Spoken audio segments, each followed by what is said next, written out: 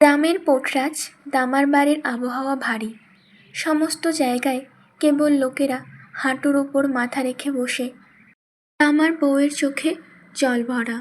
থেকে থেকেই সে শাড়ির আঁচল দিয়ে চোখ মুছছে। আর বউ ঝিরে আসছে, একটুক্ষণ থেকেই চলে যাচ্ছে। মাঝে মাঝেই কেউ না কেউ এসে দৌড়ে দাঁড়াচ্ছে। লোকে এসে শুধাচ্ছে, দুর্পদ, পোটরাজ কেমন আছে? এখনো প্রাণটুকু আছে খালি বাবা, করুণ মুখে জবাব দিচ্ছে সে। ভেবো না, ভালো হয়ে যাবে, ভালো হয়ে যাবে। কাঁদছ কেন? সারা গায়ে একই অবস্থা, প্রায় প্রত্যেক বাড়িতেই একজন অন্তত বিছানায়। জানি বাবা, তাও ভয় লাগে।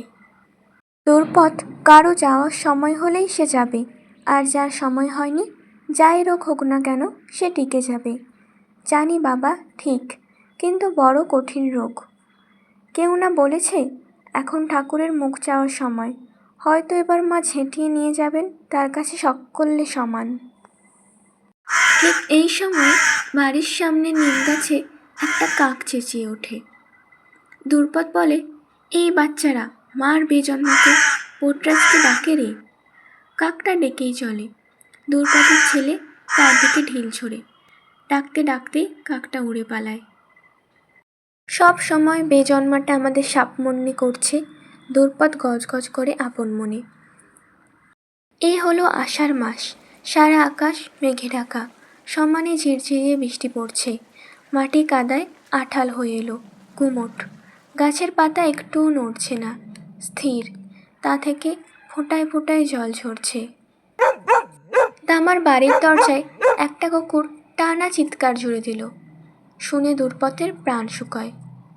সেই আওয়াজের উপর দিয়ে সে চেঁচায়, হে ভগবান, গৌর দেয় না কেন কেউ কুত্তাটাকে?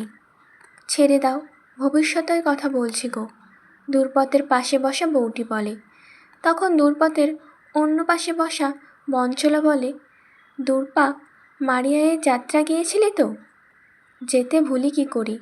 তা বলিনি, ভাবলাম এই বিপদের সময় যদি ভুলে গিয়ে থাকিস। না, মেয়ে মা যদি নির্দয় হন, তাকে তো কিছু দিতে হবে। ছাড় তো, হঠাৎ কথাটা মাথায় এলো, বলে ফেললাম। সব দেবতার মধ্যে ওরে তুচ্ছ করি সাধ্যে কি? ওরে কেউ হেলা করেছে কি টেরটি পেয়েছে? ক্রোধ তেন্নার বর্ণনার বাইরে।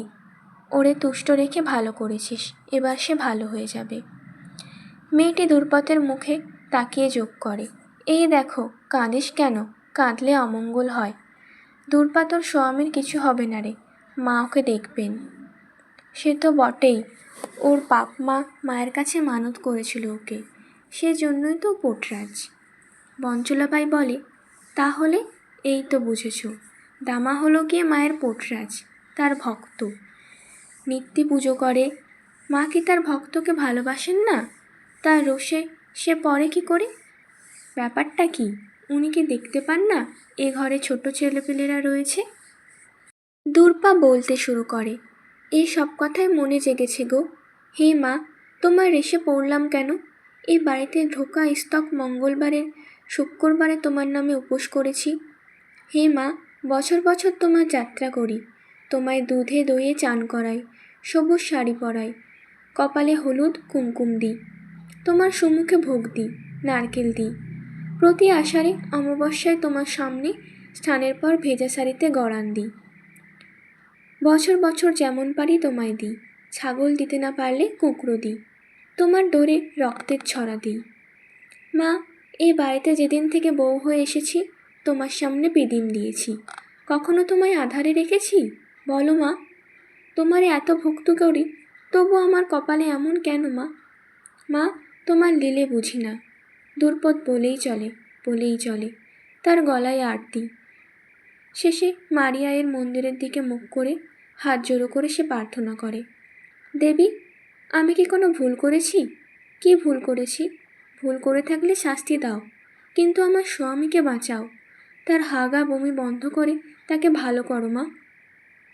আবহাওয়া থমথমে, গায়ের সর্বত্র কান্না চিৎকারের আওয়াজ, আর দুর্পদের বাড়ির বাইরে নিম গাছে বসে একটা কাক ডাকছে। শুনে তার হাত পা স্থির। রাতে একটা ফেউ বাড়ির চারদিকে চক্কর দিতে দিতে তীক্ষ্ণ চিৎকারে অন্ধকারকে চেরে, আর দূরপথের বুকের ধুকধুকি পলকের জন্য থমকায়। তারপর নতুন দিন হয়। আকাশে মেঘ ঘন করে আসে, চারদিকে অন্ধকার খাঁ লাগে, সমানে বৃষ্টি পড়ছে। সূর্য উঁচু হয়ে যায়, কিন্তু মেঘের জন্য চোখে পড়ে না। এমন সময় গায়ের মোড়ল আর তার চেলা দুয়ারে আসে, চেঁচিয়ে বলে, দামা, বাড়ি আছো নাকি দামা? পোর্টরাজের বাড়ির ভেতর থেকে কোনো জবাব আসে না, এমনকি ফিসফিসানিও না। তাতে মোড়ল গলা চড়ায়, ওহে দামা, পোর্টরাজ বাড়ি আছে? শেষ পর্যন্ত কেউ একজন উঁকি মারে এবং লোক চারজনকে দেখে বলে, গ্রামমণ্ডলের লোকেরা এসেছে গো। পঞ্চলাবাই বলে, সে তো সত্যি, পোর্টরাজ কেমন আছে দেখতে লোকে তো আসবেই। 3 দিন হয়ে গেল পোর্টরাজ রোদে বেরোয় না। তাছাড়া প্রায় সব বাড়িতেই একজন করে বিছানায়। কে যে কাকে বলে, কে কি বলবে, কেই জানে না আজ তার কপালে কি ঘটবে। তা ঠিক, তাও সবাই অন্যকে জিজ্ঞেস করে। ভুলো না, দামা গায়ের পোর্টরাজ।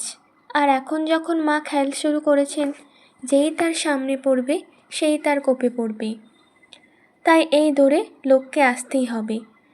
মেয়েরা যখন কথা বলছিল, দুর্পদ দরজার কাছে গেল। বাইরে আস্তে আস্তে আঁচল দিয়ে চোখ মুছল দুর্পদ। মোড়লের সামনে দাঁড়িয়ে মাথা ঝুঁকিয়ে বলল, পেন্নাম হই। তার অবস্থা দেখে মোড়ল শুধল, দামা কোথায় এ কদিন? ঘরে বিছানায়। বিছানায় কেন? মায়ের দয়া। বলতে গিয়ে সে কেঁদে ফেলে, মুখ ঢাকে সে। বলো কি, মা নিজের ভক্তকেই হেনেছেন? মোড়ল অবাক হয়। আরেকজন বলে, নয় কেন, মানুষ তো সে। তা ঠিক, কিন্তু তার সকাল সাজ মায়ের ছায়ায় বসবাস। কিন্তু দেবীর চক্কর যখন শুরু হয়েছে, কে যে কোপে পড়বে আর কে পড়বে না তার ঠিক নেই। তা ঠিক, মোড়ল বলে। তারপর দূরপথের দিকে ঘুরে তাকায়। দূরপথ, আমাদের আরেকবার যাত্রা করতেই হবে। হ্যাঁ, করতেই হবে, মাকে খুশি করতেই হবে, কান্নার ফাঁকে ফাঁকে বলে দূরপথ। কিন্তু আমাদের সেবায়েতকে না হলে যাত্রা করা যাবে কি করে? ঠিক, কিন্তু মরদটা আমার পড়ে আছে যে। দূরপথ, তাকে গায়ের সীমানায় নিয়ে যেতেই হবে। ঠিক, না হলে মার চক্কর গায়ের উপর থেকে কাটবে না। আরেকজন যোগ করে, তাই দেবীকে মিছিল করে গায়ের সীমানার বাইরে রেখে আসতে হবে তো। জানি, কিন্তু পোর্টরাজ যে বিছানায় পড়ে আছে, কি করে করবে? মোড়ল এই কথা বলতে দূরপথ বললে, যদি শুধু পোর্টরাজ বিছানায় পড়ে থাকে, সারা গা যাত্রায় যাবে না কেন? তা কি করে হয়? সে হলো দেবীর পোর্টরাজ, তাকে ছাড়া যাত্রা হবে কি করে? তা অবশ্য ঠিক, কিন্তু সে তো উঠতেই পারছে না, নড়তেই পারছে না। দূরপথ এই কথা বলতে গাঁও বুড়োরা নিজেদের মধ্যে সলায় লাগলো। হঠাৎ মোড়লের মাথায় একটা কথা খেলল, আরে, তোর বড় ছেলে তো বাড়িতেই আছে, আছে না? ওই হাই স্কুলে পড়ছে এখন যে ছেলেটা? হ্যাঁ আছে, ওর কথাই বলছি। হ্যাঁ, বাড়িতেই বসে আছে। তা ওর বাবার জায়গায় ও যদি যাত্রাটা করে তো ক্ষতি কী? অতটুকু বাচ্চা পারবে কি? ওকে কি এখনই পোর্টরাজ বলা যায়? পোর্টরাজ যদি না হয়, এখন ওকেই পোর্টরাজ বলে ধরতে হবে। ওর বাবা না থাকলে তোর বাড়িতে তো একজন পোর্টরাজ থাকতে হবেই। তা তো হবে, কিন্তু শুধু বাক্যেতে কি পোর্টরাজ হয়? তার জন্য দরকার যাত্রা করা। তাছাড়া দেবীর কাছে কিছু একটা মানত করাও দরকার। করুক না, ও কি এসে যায়? তাছাড়া গায়ের জন্য একজন পোর্টরাজ তো দরকারই। দূরপথের বড় ছেলে আনন্দ সব কথাই শুনতে পেল। সে যতই শোনে ততই ঘামে। বাকিটা জীবন দেবীকে পিঠে করে বয়ে বেড়াতে হবে ভাবতেই তার রাগ হতে থাকলো। নিঃশ্বাস ঘন হয়ে এলো, বুকের ওঠা পড়া দ্রুত হলো।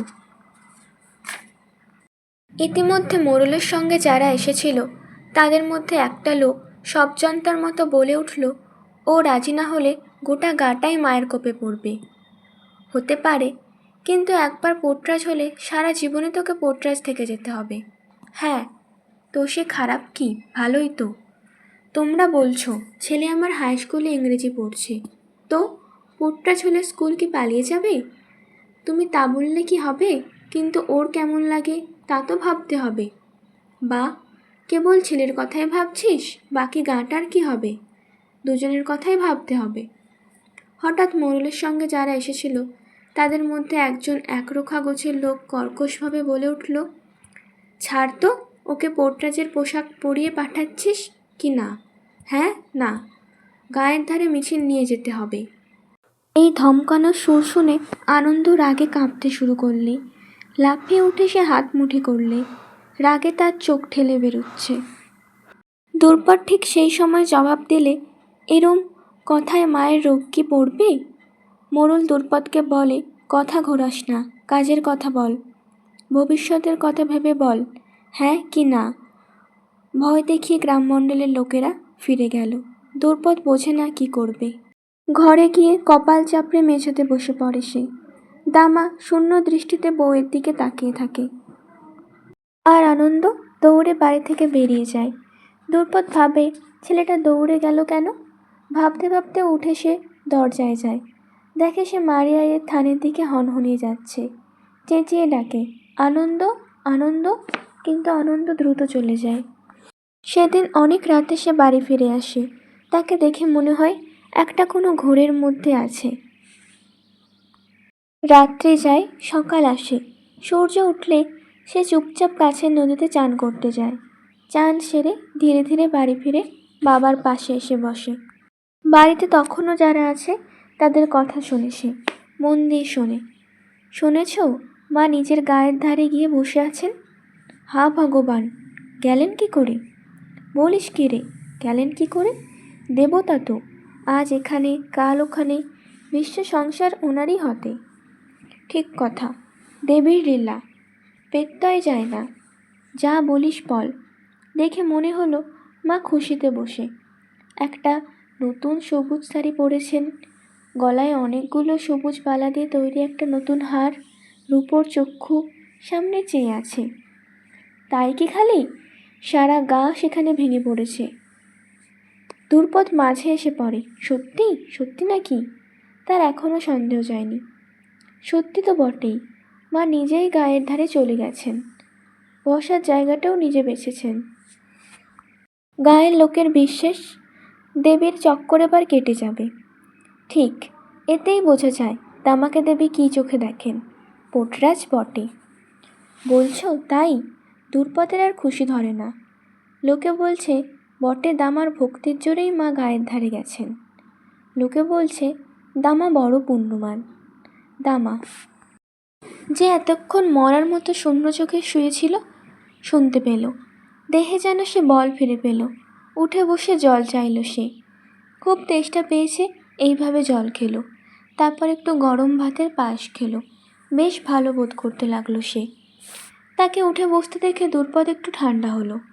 তার স্বামী হঠাৎ খাড়া হয়ে উঠেছে। এবার বেশ লাগছে তার। আকাশের দিকে স্পষ্টতই ভক্তিভরা চোখে তাকিয়ে সে হাত জোড় করলে। হতে পারে, কিন্তু সকাল সাজ দেবীর ছায়ার বাস, সে কথা ঠিক। আর দেবীর চক্কর যখন শুরু হয়েছে, কে তার কোপে পড়ে ঠিক কি? সে তো বটেই। সবাই থালায় নারকেল আর নিবধ নিয়ে গায়ের ধারে চলেছে। যে কোনো জায়গা থেকে পুজোর আওয়াজ শুনতে পাবে। সবাই খুশি। ইতিমধ্যে মিছিল দামা পোটরাজের বাড়ির সামনে পৌঁছায়। ঢাক বাজছে, ঘণ্টা বাজছে, গান হচ্ছে। দেবীর পূজা সেরে মিছিল ফিরছে। ভক্তের উল্লাসে চেঁচিয়ে ওঠে, মারি আই কি জয়। উল্লাসের চিৎকার শুনে দামার হাতে পায়ে বল ফিরে আসে। তার মনে হয় ফের শরীরে রক্ত চলাচল শুরু হলো। উঠে সে আস্তে আস্তে দরজায় এসে দাঁড়ায়। দরজার কাঠে ভর দিয়ে দাঁড়িয়ে থাকে। পুরো মিছিলটা এখন তার বাড়ির সামনে। নারী পুরুষের কণ্ঠ থেকে নিঃসৃত হয় উল্লাসধ্বনি, মারিয়ায় কি জয়, দামা পোটরাজ কি জয়। সেই চিৎকারে দামার মুখ আলো হয়ে যায়। তারপর মিছিল থেকে একজন এগিয়ে এসে তার গলায় হলুদ ফুলের মালা পরিয়ে দেয়। আর আবার সকালে তার নামে জয়ধ্বনি দেয়, দামা পোটরাজ কি জয়। আনন্দ দরজায় এসে দাঁড়িয়েছিল। অন্যমনস্কভাবে সে মিছিলটিকে লক্ষ্য করে। তার মুখ শক্ত হয়ে যায়। মিছিল গায়ের দিকে এগোয়। দামা ঘরে ঢুকে আসে। দুর্পদ বাইরে দাঁড়িয়ে থাকে, তার মুখ থেকে আলো ঠিকরে পড়ছে। আনন্দ মায়ের কাছে এসে ফিসফিস করে বলে, মা, মারিয়াইকে আমি গায়ের ধারে রেখে এসেছি। চমকে ওঠে দুর্পদ, গভীর আতঙ্কে জিজ্ঞেস করে, সত্যি সত্যি করেছিস নাকি বাবা? হ্যাঁ মা, মিছিলকে গায়ের ধারে নিতেই হবে, তাই না? আনন্দের কথা শুনে দুর্পদের মাথা নেমে আসে, পা কাঁপে।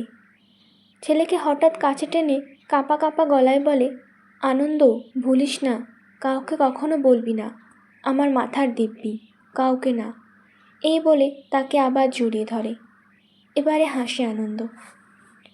আজকের গল্প তোমাদের ভালো লাগলে অবশ্যই লাইক সাবস্ক্রাইব করে দিয়ে পাশে থেকো।